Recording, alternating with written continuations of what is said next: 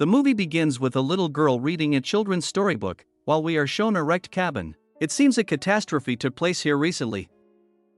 The girl's voiceover tells the story of a mouse who lives beneath a tree and played in the fields.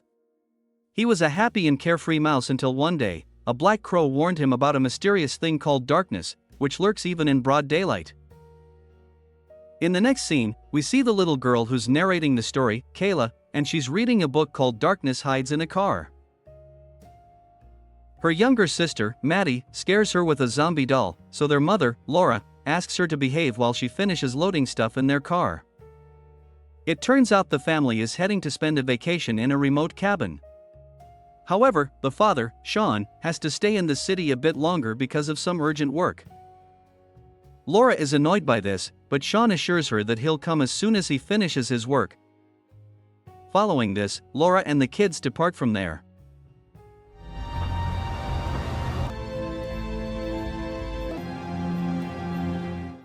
After a long drive, they eventually arrive at a forest gate that leads to their cabin. Laura attempts to open the gate's padlock, but she struggles. Moments later, a car arrives, and a man named Owen steps out. He introduces himself as a nearby resident and helps her in opening the padlock. Owen reveals that not many families live around here. He also mentions that a family lived in their cabin for years but abruptly left when their son, John, went missing. Owen says that John was a bit slow-witted, and the authorities never found him. The man then asks if it's just them on vacation, but Laura explains that her husband is also coming. After this, Laura heads toward the cabin, and we see the name John carved into one of the woods. The family soon arrives at a beautiful cabin by the lake, situated in the middle of the forest. The kids rush to explore the place, while Laura receives a call from Sean. He says he's going to be a bit late, and we see him secretly buying a music box as a gift for his daughters and some wine for his wife. Following the call, Laura enters the cabin and places the zombie doll on a table. Meanwhile, the kids are playing on the swing outside, and we can see how far away the villa is from civilization. All of a sudden, while playing outside, the kids notice a red string in the distance. They curiously begin following it and soon end up deep in the forest. Shortly after, Laura freshens up, but when she looks outside, she notices that her daughters are missing. This worries her, and she heads downstairs to look for them when suddenly, she hears a loud thud outside. But it turns out to be just her daughters. The three rush to the kids' room, and Laura sees Kayla hiding something in the drawer. Mom asks what it is, and Kayla says it's a present for Dad. Later that night, Laura reads the book Darkness Hides to her daughters, but Maddie doesn't seem well and wishes to sleep. Mom then takes the girls upstairs and tucks both of them into bed. After this, she goes outside to smoke, but the cabin's landline starts to ring. It turns out to be Sean, who says he's been calling her multiple times on the phone, but she didn't pick up. Laura apologizes and explains that she left her phone in the car. He then informs her that he's going to be there in a few more hours and hangs up. Moments later, Laura hears some branches snapping in the distance and feels like someone is watching her, but she decides to just head back inside the house. After a few hours, Kayla awakens her mother, saying something's wrong with Maddie. This worries Laura, and she immediately goes to check on her daughter, who seems to be sick. It appears like something is stuck in her throat. With her mother's help, she soon vomits a small piece of ribbon, with the word hello written on it. The scene then cuts to a flashback, where we see the sisters following the red thread and arriving in the forest. There, they notice that someone has set up a table with food and drinks on top. The girls are thrilled to have a tea party and immediately grab 2 cupcakes to eat. In the present, Laura rushes to see what Kayla had hidden earlier. It turns out to be the cupcake, and the girl reveals that she saved her share of food for her dad. Mom then asks Maddie if she ate one of the cupcakes, and she confirms that she did. The mom begins tearing apart the cupcake, where she finds a strange liquid with a small ribbon with the word goodbye written on it. Realizing that they're in danger, she tries to call the cops through the landline, but it appears to be disconnected. At this moment, they hear thudding sounds from upstairs. The sisters are terrified and ask what's happening, but Laura assures them that everything is fine. She then grabs a kitchen knife and heads outside to retrieve her phone, despite her daughter's pleas not to leave. Laura makes it to her car, where she searches for the phone she left behind. However, she is shocked to discover that it's gone. Following this, a terrified Laura goes inside and grabs her daughters, saying they must leave the house. They rush to the car but hear a maniacal laugh, and someone throws a stone at the car window. The three quickly get inside, and Laura proceeds to drive away from there. But unfortunately,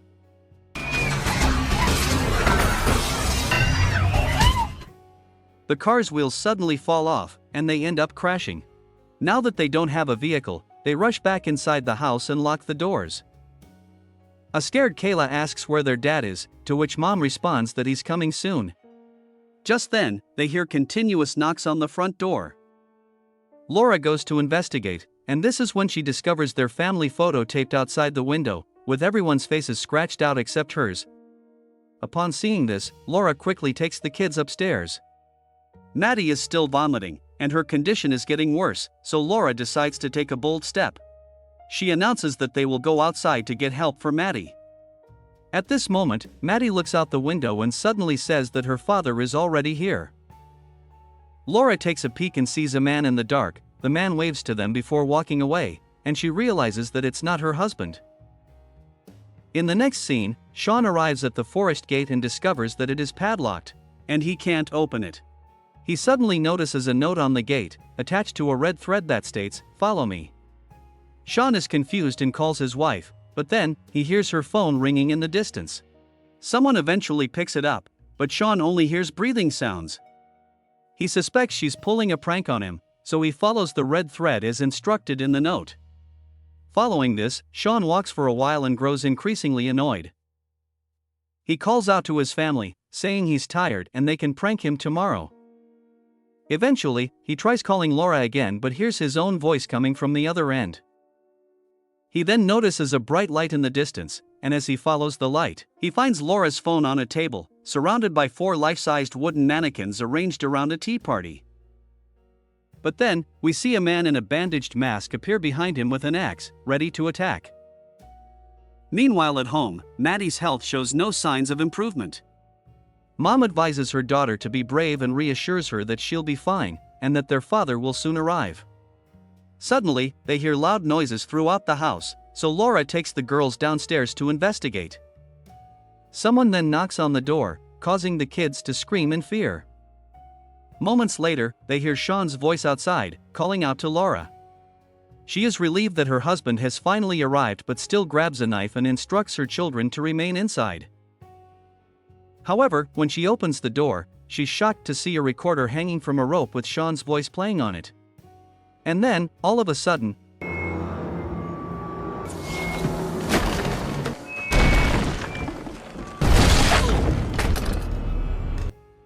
Sean's dead body drops from the roof, with his eyes gouged out. This horrifies poor Laura, and she breaks down in tears while holding her husband's lifeless body. The girls notice her crying and rush to investigate, but Mom prevents them from going outside. They still notice Dad's body from a distance and begin to scream, but Laura lies, stating it is all a trick and the body is not their father's.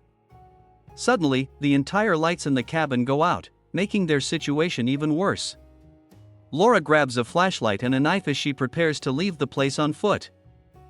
The three then finally leave the house, but soon come across mannequins that look like them, a woman hanging by a rope and 2 children on swings. Suddenly, someone begins throwing eggs at them relentlessly, so the trio rushes back to the house and locks the door. Inside, Laura blocks the front door with some furniture to prevent the killer from intruding. Kayla then grabs the book Darkness Hides and shows the drawings made by the masked man. Laura is shocked to see a picture of the 2 girls playing on swings with herself in the middle. Just then, a massive puppet doll smashes through the window, so Laura immediately takes her children upstairs and locks them in a room. She lies on the floor and looks through the gap between the doors. The poor mother then bursts into tears, and her daughters cuddle up to her to comfort her. Moments later, Laura recalls that her husband's car must be nearby and decides to escape with it. She asks her daughters to stay inside while she goes to retrieve the car keys from her husband's pocket. She hands the daughters a watch and promises to return within 20 seconds. Following this, she walks outside alone, goes to her husband's body, and retrieves his car keys. Next, she tells the girls that they're going to leave now. But as they make their way downstairs, they hear someone's presence in the house. Laura screams and demands that the intruder get out, claiming that she has a gun. Moments later, she looks out the window and sees Owen approaching their house with a flashlight. Laura bangs on the window to get his attention, but the glass muffles her cries for help. Not willing to give up, she uses her flashlight. This finally grabs Owen's attention, but he doesn't understand what she's saying. And then this happens.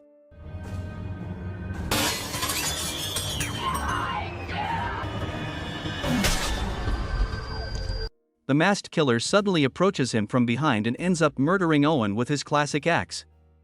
Witnessing the tragic incident, Laura becomes even more desperate to protect her kids. The three rush downstairs, where they discover the zombie doll and the children's book Darkness hides on the counter. New drawings have been added, and the storybook has been modified, with handcrafted pages depicting the killer's plan to murder everyone. Following this, Laura unbarricades the front door so they can all leave in Sean's car, right when the killer takes her away, while her daughters scream in fear. The poor girls then hold each other and cry for quite some time. With their mother gone, they realize they need to defend themselves, so Kayla grabs a kitchen knife in case the killer returns. Moments later, they hear a children's song playing outside and believe it is their father. The girls nervously walk outside and are relieved to see their father's car. However, there's no one inside. They soon notice the car trunk moving, and when they open it, Laura is tied and gagged inside. And this is when the masked killer appears and attacks Laura in the abdomen. He then chases the girls with the car, forcing them to run back inside the house. They immediately rush upstairs and hide under a bed to avoid detection. Shortly after, the masked killer enters the room, looking for them. He checks the closet but doesn't find them there. He then sits on the bed and tells the kids that it's okay to be scared, and introduces himself as John. He says that he grew up in this house a long time ago and has been watching their family every year when they come to vacation. He's always been here waiting, but they couldn't see him. Moreover, the psycho admits that the book Darkness hides originally belonged to him. He left it here intentionally, so they could find it and understand him. John explains that there's a darkness all around them, but the darkness is not a shadow, it's actually him. To their horror, John suddenly flips up the bed, and he quickly knocks them out using chloroform. The scene then shifts to the morning, where we see Sean's eyes and arms set on a wooden mannequin. It appears that the psycho intends to put the family members' body parts on these family mannequins. Laura is shown stuffed in a trunk with an axe sticking out of her side, but she's still alive. John pulls the axe out of her body and walks away from there. He then heads to the mannequin area, where he has staged Laura's family members having a tea party. He takes the unconscious sisters to the forest and starts measuring their eyes and hands to carve the mannequin wood. During this time, Kayla finally awakens but pretends to be unconscious because John is nearby. She tries to wake up Maddie as well, but the little girl doesn't budge. Later, John removes one of the wooden mannequin hands and approaches Kayla. He decides to cut her hand and place it in the mannequin. But just as he's about to do so, he suddenly hears a music box playing in the distance. Confused, John starts following the sound and soon discovers a teddy bear, wine, and other gifts on the ground. He continues forward until he reaches the empty car trunk, where a music box is playing. The idiot looks at it with interest, but then Laura appears behind him and attacks him with an axe. A deadly fight breaks out, and Laura manages to injure him severely. He also fiercely fights back and ends up hurting her. After an intense struggle, Laura finally prevails